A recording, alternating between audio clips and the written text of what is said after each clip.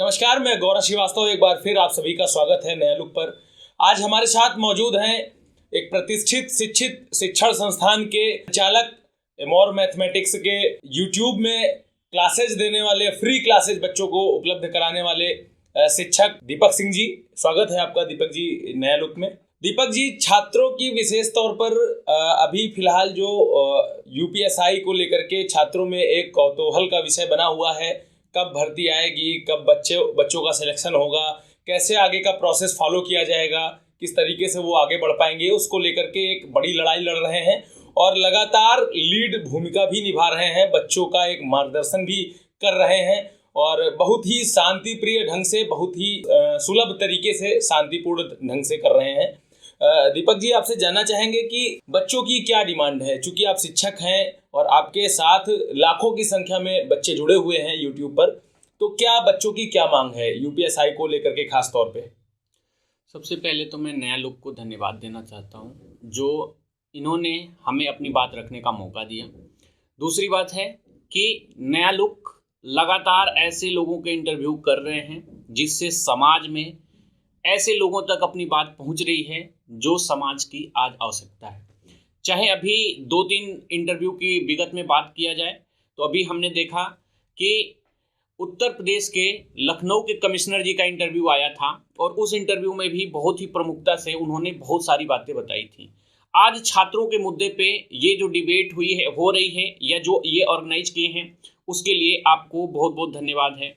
और मैं बोलना चाहता हूँ कि उत्तर प्रदेश में दरोगा के पद 2016 से अभी तक एक बार भी नहीं भरे गए हैं और ये आलम तब है जब सुप्रीम कोर्ट में एक हल्फनामा दायर किया गया था उस समय के तत्कालीन जो गृह सचिव थे देवाशीष पांडा जी द्वारा कि 11,000 से ज़्यादा पद अभी रिक्त हैं और 2017 में 11,000 पद थे। आज हमें पूरी वो है कि वो पद बढ़ के लगभग 15,000 के आसपास गए होंगे जी। और कि 2016 में ये डेटा दिया गया था तो जाहिर सी बात है 2 से 3 सालों में रिटायरमेंट भी हुए होंगे जो पुलिसकर्मी थे, तैनात थे। जी जी जी जी, तो वही डाटा है और वो डाटा यहाँ पे है जी। उसमें 11,376 वैकेंट पोस्ट की बात की गई थी जी और 3,200 वैकेंसी हर साल देने की बात की गई थी जी।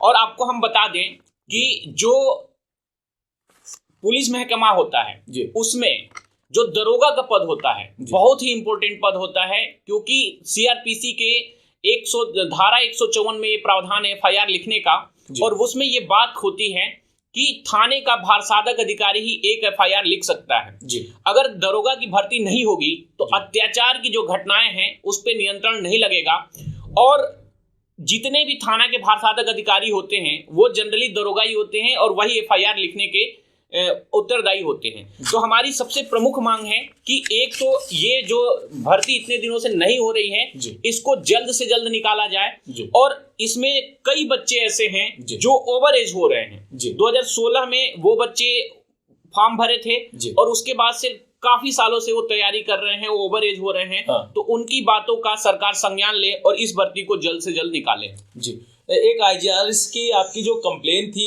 दीपक जी, आपने दिखाया था, उसमें एक छात्र ने इच्छा मृत्यु मांगी थी, तो उसे लेकर के क्या कहना चाहेंगे? क्योंकि इच्छा मृत्यु, अगर कोई छात्र, युवा हमारे देश का भविष्य है और यदि युवा ही इच्छा मृत्यु मांगने लगेंगे तो फिर हमारे देश का भविष्य कहाँ जाएगा?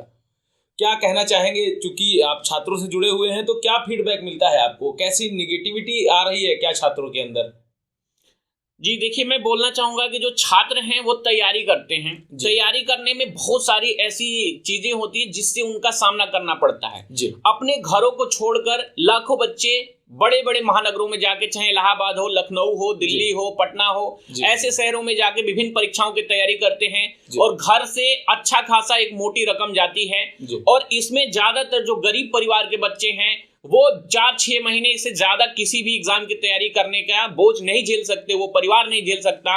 और जो इतनी लंबित भर्तियां हो रही हैं, 6-6 महीना, साल भर की बात तो छोड़िए, 4-4 साल, 5-5 साल तक भर्तियां नहीं निकल रही उत्तर प्रदेश में, तो उससे बच्चों पे बहुत ही ज्यादा बोझ बढ़ रहा है और वही एक रीजन है कि बच्चे आज ऐसी डिमांड करने को मजबूर हो गए हैं।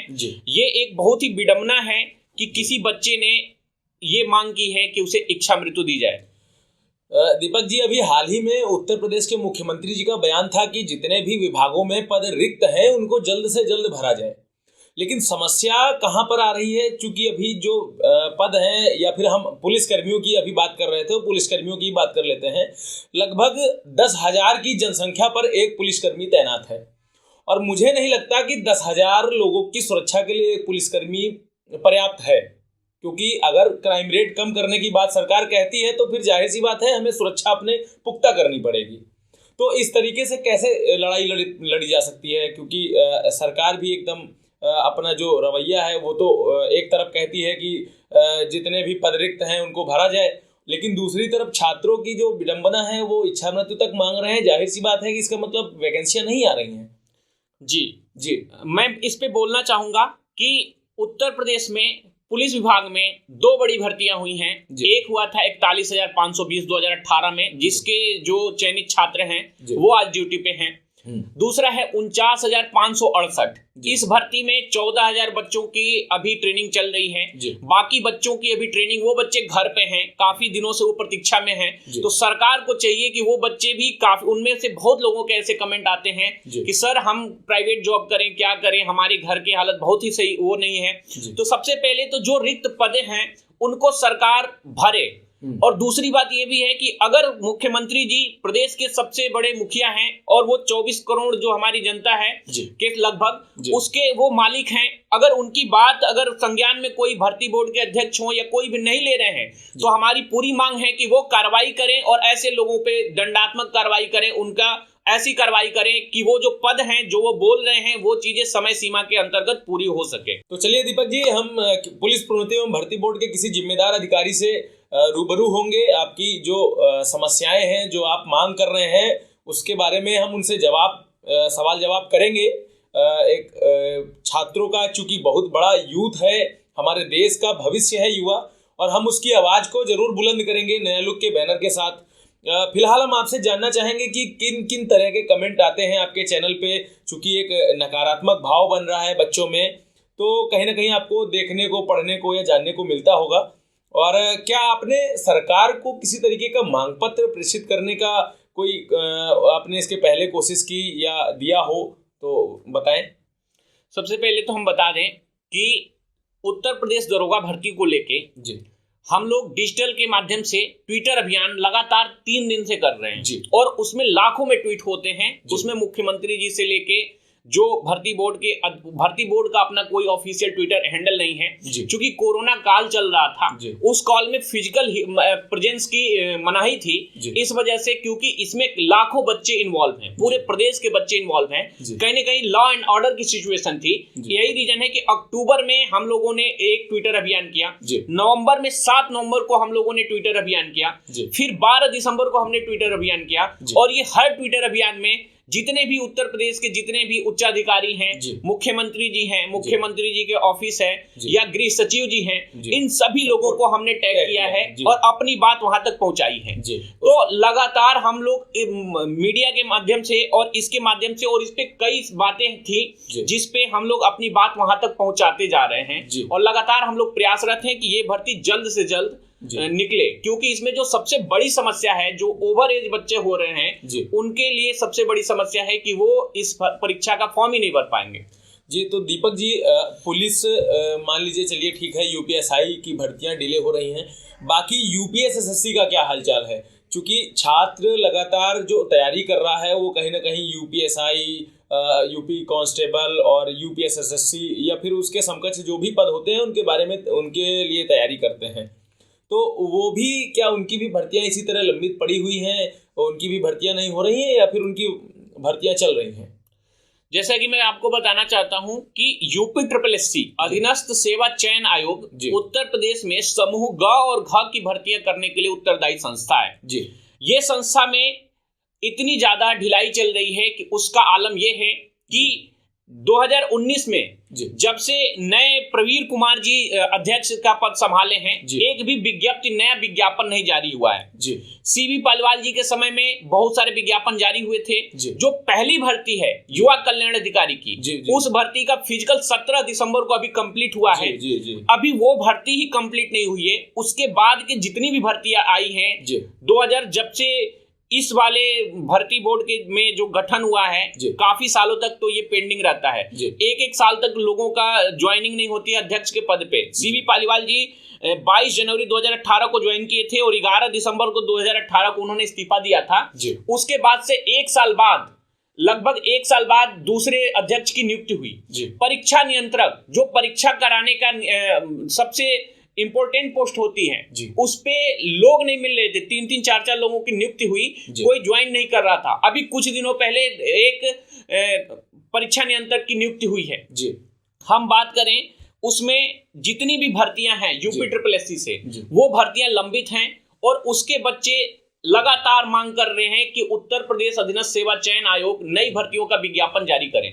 उसमें सबसे बहुप्रतीक्षित जो भर्ती है वो लेखपाल की भर्ती है। चकबंदी लेखपाल की भर्ती एक बार बीच में उसका विज्ञापन आया था, लेकिन उस समय ओबीसी की सीटें 0 कर दी गई थी। जिसकी वजह से उस विज्ञापन को रद्द करना पड़ा, खारिज कर दिया गया। और उसमें क्योंकि, और मैं बोलना चाहता हूं कि ओबीसी की सीटें सिर्फ और सिर्फ एक ही काम में 0 हो सकती है, क्योंकि ऐसा हो नहीं सकता कि 5-10 साल में ओबीसी का कोई भी जो कर्मचारी है वो रिटायर ही ना हो। बिल्कुल। तो ये कहीं ना कहीं या तो पिछली सरकार ने कुछ ऐसी गलती करी है कि सारी ओबीसी की सीटें भर दी हैं, या इस सरकार में किसी की सुनियोजित साजिश है अधिकारियों की तरफ से, जिन्होंने विज्ञप्ति जारी करते समय ऐसी काम किया है जिसकी वजह से वो रुक गया था। जी, आपका मतलब ये है कि या तो कहीं ना कहीं इस सरकार ने चूक की है जानबूझकर, या फिर ओबीसी की जो भर्तियां नील हुई, इसमें पिछली सरकार का भी या तो हाथ रहा है और उन्होंने पूरी भर्ती कर दी जितनी ओबीसी की पदें खाली थी, रिक्त थी।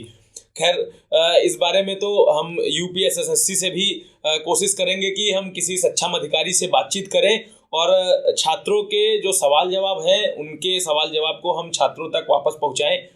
बहरहाल अभी क्या चल रहा है, चूंकि उत्तर प्रदेश के जो मुख्यमंत्री हैं उन्होंने यूपी SSSC की स्थापना इसी उद्देश्य से की थी कि प्रदेश में जो भर्तियां हैं जो लंबित पड़ी हुई हैं काफ़ी समय से, चूंकि एजेंसियों के माध्यम से अक्सर ये सामने आ रहा था कि कहीं नकल हो जा रहा था, कहीं पेपर लीक हो रहा था, तो बड़ी समस्याएं आ रही थी।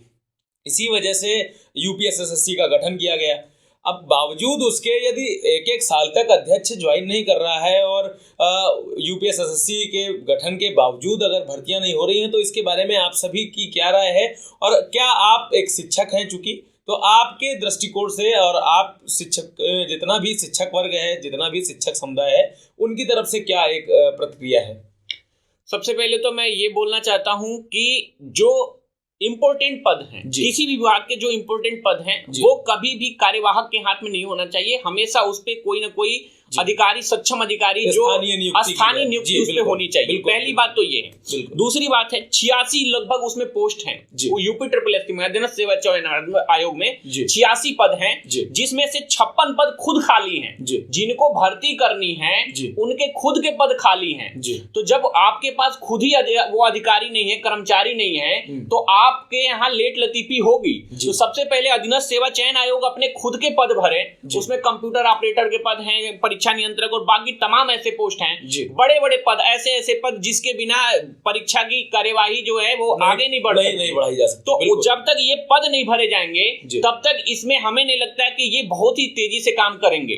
दूसरी बात कि जब 2017 में इसका गठन हुआ था इसी वजह से कि इसमें पारदर्शिता आएगी, एक टाइम बाउंड में भर्तियां होंगी, लेकिन उसके गठन होने के बाद 1-2 साल तक भर्ती जो अध्यक्ष है वो पद ही नहीं, वो खाली रह जाता है। तो कहीं ना कहीं हम ये बिल्कुल कह सकते हैं कि जो सरकार है उसको इस विभाग के ऊपर संज्ञान लेना चाहिए कि क्योंकि ये कहीं ना कहीं अगर भर्तियां नहीं हो रही हैं, 2 ऐसे विभाग हैं जो डायरेक्टली रिक्रूटमेंट करते हैं, 3-4 ऐसे विभाग हैं जिससे होते हैं, लेकिन 2 मुख्य हैं।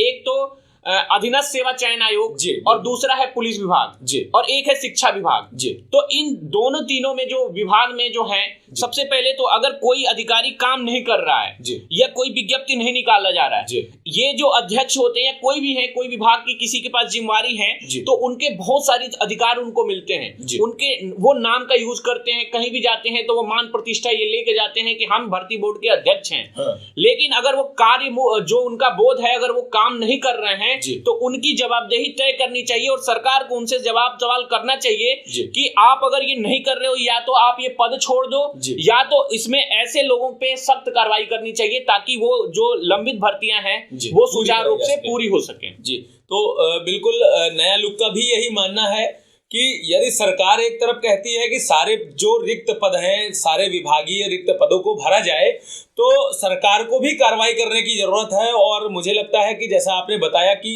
यूपीएसएससी में ही 86 पद हैं, मुझे मालूम नहीं था। 86 में से 56 पद खाली हैं। 56 पद रिक्त हैं, बताइए, बड़ी संख्या में पद रिक्त हैं। चूंकि एक यूपीएसएससी के थ्रू ही हम विभागों की भर्तियां करते हैं, और जब यूपीएसएससी में ही भर्तियां खाली रह जाएंगी, जब रिक्त पद रह जाएंगे, तो जाहिर सी बात है जिम्मेदार ही नहीं रहेंगे तो भर्तियां कहाँ से होंगी लंबित होने के। इसमें कोई बिल्कुल संभावना है। ये आपकी बात से पूरी तरीके से सहमत हूँ और सरकार से भी मांग करता हूँ नया लुक के बैनर से, चूंकि आपने भी मुझे पढ़ाया है और मैं भी आपका छात्र रहा हूँ, तो सरकार से भी मांग करता हूँ और आने वाले समय में यूपीएसएससी के भी अध्यक्ष से और पुलिस प्रोन्नति बोर्ड के किसी जिम्मेदार अधिकारी से, सक्षम अधिकारी से भी नया लुक बातचीत करने की कोशिश करेगा और छात्रों के भविष्य को लेकर के आवाज बुलंद करेगा। आज हमारे साथ थे दीपक सिंह जी। इनका अपना एमोर मैथमेटिक्स के नाम से यूट्यूब पर चैनल चलाते हैं और लाखों की संख्या में फ्री ऑफ कॉस्ट शिक्षा उपलब्ध कराते हैं। आपका नया लुक से बात करने के लिए बहुत बहुत धन्यवाद। हम कोशिश करेंगे कि जल्दी ही नया लुक टीम पुलिस प्रोन्नति बोर्ड के अध्यक्ष और यूपीएसएससी के अध्यक्ष से बातचीत करे और छात्रों की इस समस्या का निराकरण करे। लगातार खबरों में बने रहने के लिए आप सभी देखते रहिए नया लुक। नमस्कार।